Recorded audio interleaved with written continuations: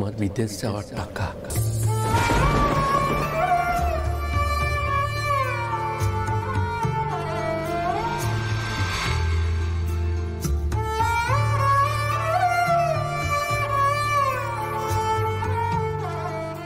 এটা ধরো রুক্মিণী। গোপাল, আপনি?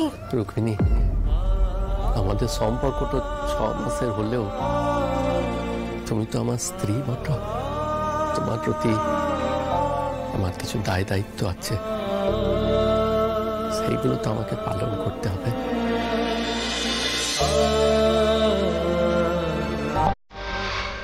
সেই দায়িত্ব থেকে কি আমি মুখ ফিরিয়ে নিতে পারি বলো? টাকাটা ধরো, মানা করো না রুক্মিণী। তুমি এটা না নিলে আমি মনে কষ্ট পাবো। ধরো। প্রিয়া তোরা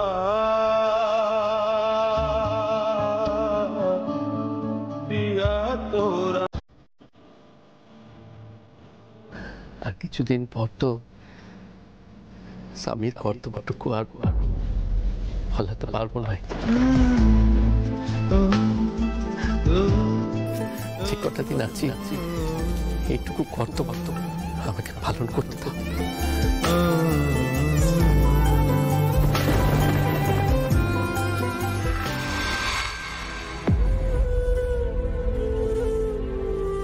গয়নার বাক্সটা সাবধানে রেখো। যেখানেই থাকো, যাই করো না কেন, মনে রেখো ওই গয়নাগুলোর মধ্যে কিন্তু তোমার দাদুর ভালোবাসাটা রয়েছে। তুমি জানবে তোমার দাদুর আশীর্বাদ সব সময় তোমার সাথে আছে।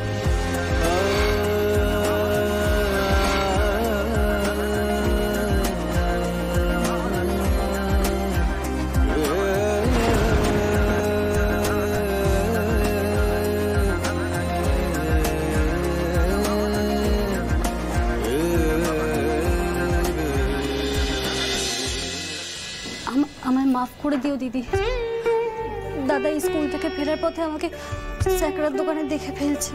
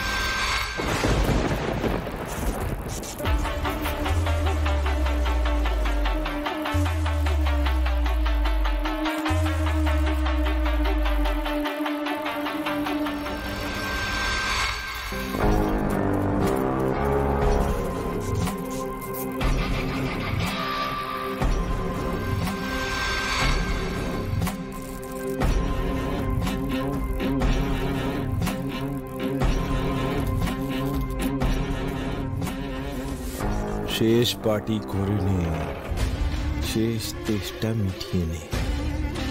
অদ্য শেষ রজনী রায়ন, অদ্য শেষ রজনী।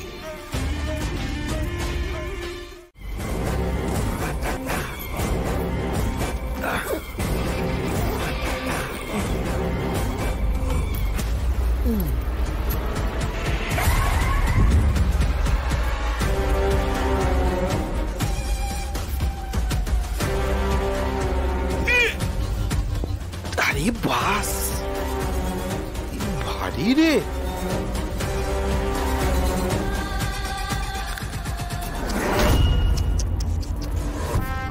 বড় চেহারাটাকে কোনো কাজে লাগাতে পারলি না রায়ন। আগে একবার বলবি আমি এইভাবে তোকে কি করে নিয়ে যাবো গাড়ি অব্দি? গাড়ি তো দূরে পার্ক করেছে। এত ভারী, আমার কষ্ট হবে না? আর লোকজন যদি দেখে না রায়ন, আমরা দেখতে যাবো কি করে? আমি একটা কাজ করি, আমি গাড়িটাকে গেটের সামনে নিয়ে আসছি, টুক করে তোকে ডিকিতে ভরে নিয়ে চলে যাবো, ঠিক আছে? থাকবি থাক, কোনায় থাক।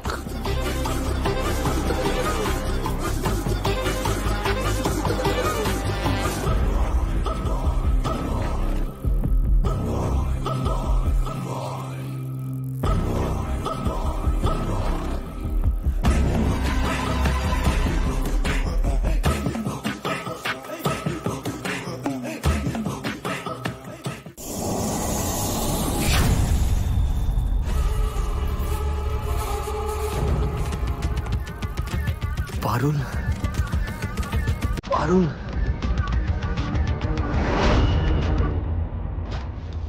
ব্যাগ থেকে বেরোবে কি করে? ব্যাগের ভেতর থেকেই তো আসছে আওয়াজটা। বোধহয় জ্ঞান ফিরে এসছে, সেই জন্যই পারুলের নাম ধরে ডাকছে। ডেকে নে রায়, ডেকে নে। আর কোনোদিন যাতে তোর মুখে পারুলের নাম না শুনতে হয় সেই ব্যবস্থাই করছি।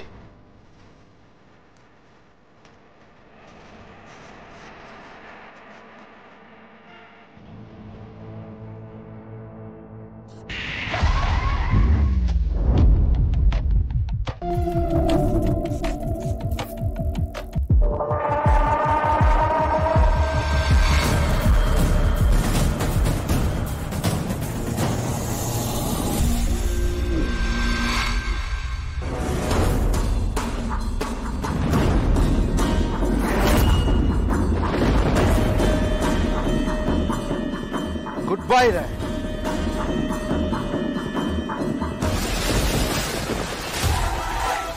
বলো হরি, হরি বল। আশুতোষ বসুর প্রথম প্রদীপ নিবল। আমার দাদু যেন উপর থেকে দেখতে পায়।